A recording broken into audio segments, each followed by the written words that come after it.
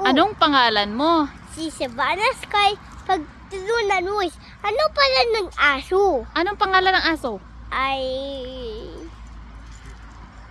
Aso... Doggy. Doggy. Doggy. Okay. Ano ang kulay ng aso, Savannah? Ay kulay... Yan kulay brown puti. Brown at puti. Okay. Brown at puti. So sabihin mo sa English na ang kulay ng aso ay brown at puti. Ano 'yon? O brown puti Oh, yan. sige, sige.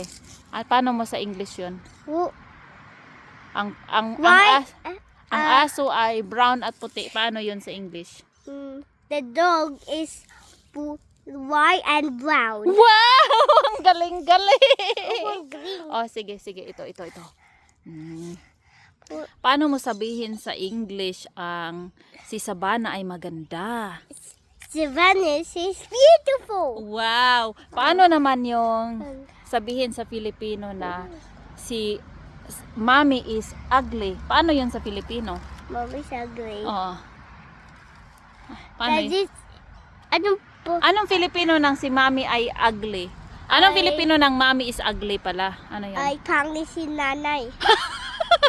Tapos, anong Pangit si Ano? nanay? O sige. Ano naman ang English ng Ng tatay. pangit si nanay? pangit si nanay? Paano sa English yun? Ay, mommy's ugly. Uy, ugly ba si Mami? Si Mami ugly? Di, maganda ka. Ay, maganda ako. So, Tapos, paano mo sabihin sa English yung maganda si Mami? Maganda, si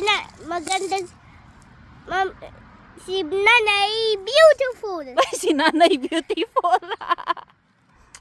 I love you. I love you. I love you. Paano yun sa Filipino ang I love you? Paano yun? I love you, nanay ko. Ay, I love you, nanay ko. I love you, bibi ko. Mwah. Yung papa in this English. Hi. I love you, mommy. Oh, paano sa English yun? I love you. Paano yung Filipino ng I love you, Mami? love you, mommy. Mami? Ha? Ano ang Filipino ng Mami? Nanay! Nanay. Ano ang English ng nanay? Mommy, Grace. Mami Grace. Tapos,